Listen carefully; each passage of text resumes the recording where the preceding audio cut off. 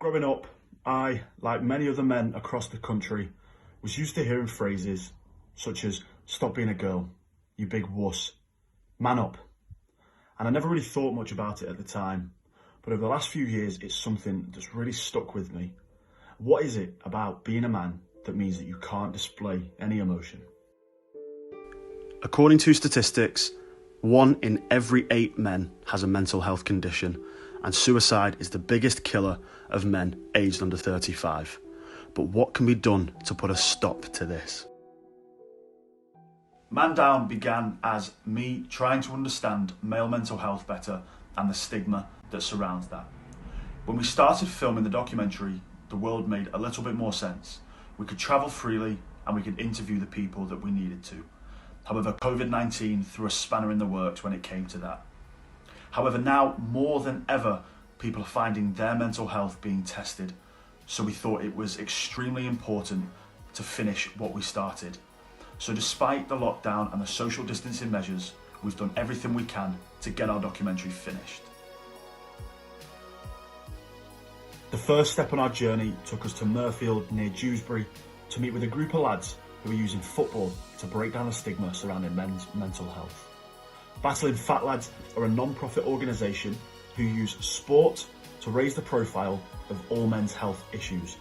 We caught up with team captain Matt to find out the inspiration behind this fantastic cause and to find out what they'd been doing to raise money and to raise awareness surrounding men's mental health. So Battling Fat Lads, it's actually come from a bit of a spin-off. One of the lads we play five-a-side with on a Monday night suffered with testicular cancer and wanted to do some things for oddballs. So we initially started off as just 5 of the men from Monday night playing in a five-a-side tournament, and then we kind of span off this once we'd raised a bit of money for oddballs, and thus the Battling Fat Lads was formed. But yeah, we're definitely up and coming, and we're definitely having a good time whilst doing it as well. But what was the inspiration behind the name Battling Fat Lads? I don't think they'll mind me saying it, but the original 5 that set it up were middle-aged men, probably with a good middle size. So they was kind of like they were the fat lads. So we've got the battling fat lads. So we've got some fat lads, and we've got some that are battling it, and some that are struggling to battle it, and we're on the way to being fat lads. Obviously, your chosen charity for this year is Andy's Man Club. Can you talk to us a little bit about the reasoning behind that? It's a massive thing is mental health in men. The ability to talk about going through certain situations, and men are this stereotype that's been put out there that men shouldn't talk, men shouldn't cry. There was kind of just little things. So I think amongst the team there's a number of us that have been in situations where some of our teammates have unfortunately committed suicide. So it was kind of one of them situations which led both things to go to them. We love playing football, love being together, and raising a bit of money obviously helps to make the best out of the situation, really. The kit, I want to talk to you about the kit a second. Yeah, most people do. What was the idea behind the kit? Is it a tactical thing to blind the opposition, or? It was basically the case of we entered a tournament, the People's FA Cup, as an oddballs team. So oddballs, notorious for all these polka dot designs, and we all had these shirts on, and people kept walking past and stopping by our game and going, "What's with your shirts? Like, why are you wearing that kit?" So we got us thinking then that if we can have something that stops people and they go, "Actually, what's that about?" Then we can say, "Oh, we're the Battling Fat Lads. We were a charity team, we raised money for this," and it's getting us noticed. Now, obviously, you're the top goal scorer. Yes. Battling Fat Lads. Now, but apart from that, what would you say your favourite thing about Battling Fat Lads is? I love just getting together with the lads. Like I said, we are not, we can't boast about our ability on the pitch, but everyone's still smiling, everyone's still having a laugh. You know, you'll be able to see if you come and watch any of our games. There's always that laughing and joking about. There's always little things going on. You know, first person to slips buying a pint at the pub. You know, things like that. It's a really good tight knit family. And it's great that I can get some of the lads that I used to live with at uni back in to play and things like that. So it's great bringing different generations together as well, because we've got a variety of ages playing for us. After chatting with a couple of the players and seeing what they get up to, it's apparent that Battling Fat Lads, like many other organisations across the country, are keen to break down the stigma and spread the message that it's okay for men to talk about their emotions. I even managed to bag myself an invite to their post-match pint where I caught up with one of the players, John, about his personal experiences and why he chose to get involved with Battling Fat Lads.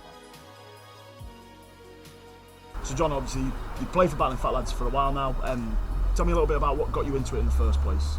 The fact that I like football. But apart from that, I wanted to educate myself a bit more about mental health within men, and to raise money for a good cause, because it's needed. It's hot in the press. More people need to know about it, essentially. So I wanted to help that cause and be able to give back. Yeah, definitely. Obviously, you mentioned there that it is a massive thing in the media at the minute. A lot of people talking about the issues surrounding it and the stigma. Why do you think there is a stigma around male mental health? Why do more men need to learn how to deal with their mental health, and that it is okay to talk? Men have an ego, men have a pride. I have one, and I can imagine it would be tough for anyone to be able to talk about mental health. I can sort of relate it to personal issues. Everyone's had personal issues to speak about, and I think speaking is the best way to do it. So if I've had a personal issue, I've gone and spoke to my mum and dad, as hard as it might have been to speak to them about. I felt so much better for talking to them about it, and I can see how talking with mental health would help as well. Yeah, definitely. Now, aside from that, you say you like playing football. What's your favourite part about being a part of Battling Fat Lads? It's raising the money. It's raising awareness. That's the beauty of it. A group of lads coming together, doing something they enjoy, seeing the people that they're really good friends with, and raising the money. That's the best thing about it. If we can help, only a handful of people, I feel like we've done a really good job. It would just to be able to know that we could potentially help someone with their life, going forward. That's what I like to think about. Yeah. Well, cheers to that. Cheers, man. The next step of our journey took us to Manchester to meet charity worker Gary Wells and find out more about his personal experiences with his struggle with mental health. Not opening up and not talking about your emotions is something that men across the country face every day, and it can lead to certain issues later down the line. Gary is an example of this, and his story shows us just how important it is for men to open up about their emotions. And can you tell us just a little bit about the charity that you work for and what their values and aims are? Yeah, I work for a local charity called PSS, which means Person-Centred Support. It was started back in 1919 by Eleanor Rathbone and Dorothy Keeling. We offer 20 different types of services, such as shared lives, caring, which means it's fostering adults.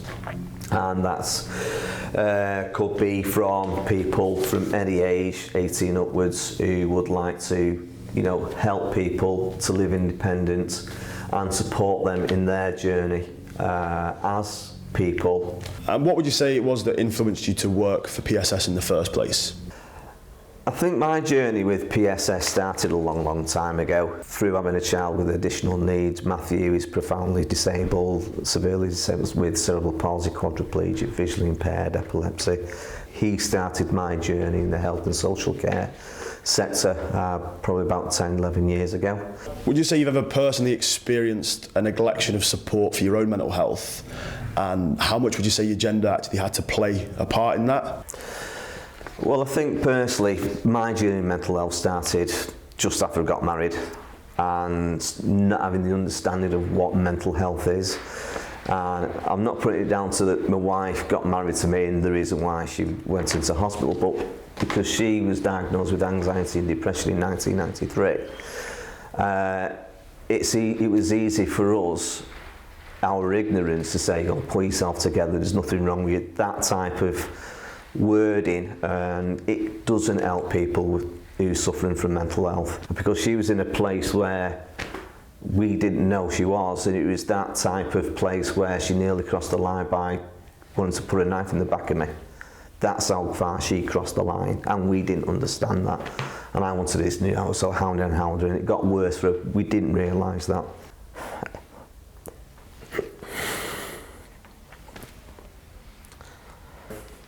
Everybody hurts.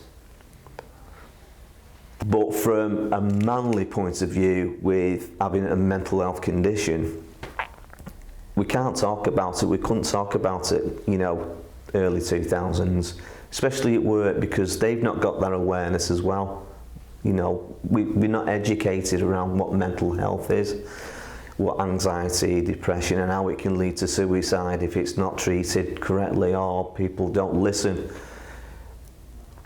So I didn't talk about it. It was only my wife that I could talk about, because she understood, she empathised, and she could help me on my journey. But when I got to work, I felt if I'd said something, I would have been victimised, and I think they would have got rid of me. And what do you feel can be done to reduce the stigma surrounding male mental health? And what do men need to do to start talking about their feelings and their issues? People are becoming more understanding and more aware, because the amount of people who has got one form of mental health, you know, where it's anxiety, you know, depression, whether they are close to suicide, it does hurt, it hurts them. Employees have got to understand that as well. They've got to have it in their policy. You know, mental health is a big issue, and they've got to think about how we can help. And as men with the mental health conditions, don't feel like you're a pebble on a lonely beach. You're not. It's okay to talk. You're not on your own. People are there to show you the way. So let them take your hand and take you there. Let's talk about mental health and stamp out stigma. Now, the next part of the documentary, after meeting Gary, we're supposed to be talking to a mental health professional about the science behind men's mental health. Of course, due to the COVID-19 pandemic, this is something that we couldn't do. So instead, rather than leaving the space blank, we did what people up and down the country have been doing. We hopped on Zoom to have a team meeting to talk about how we've overcome this pandemic to finish making our ManDown documentary. Hello boys, how are we doing? Yo man, I'm good, how are you? Very good. Yeah, not too bad. Good. Now, obviously you both started the journey with me back in October, and whilst this documentary isn't necessarily what we planned to make, you know, I don't think anyone predicted that we'd run into a global pandemic. I think we still managed to keep the wheels on. We still managed to produce something that I'm proud of making, and I hope you two are as well. Very proud. Yeah, of course. Obviously, based on the circumstances that we were put in, I feel like we used the best way of production that we had available. So we did still produce a good project based in the circumstances that we were put in.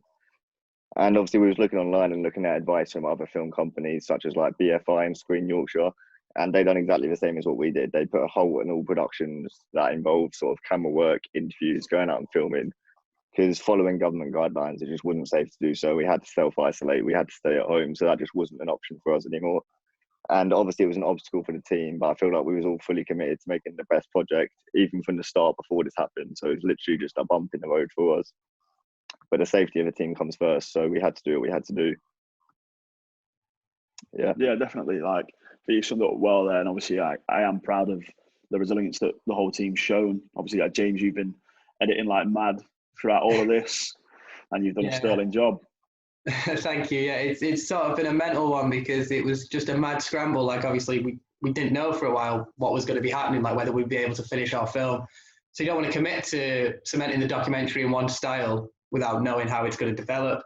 So it was a bit mad just as time went on, just seeing how we were going to have to adapt and overcome sort of the limitations put in place by the virus. But after a bit of a mad scramble trying to plan out sort of basically a reformatting of the documentary and how it was going to be presented, and rushing to get all of the editing software, After Effects, Premiere onto the computer, I think we've managed it, and we've managed it quite well.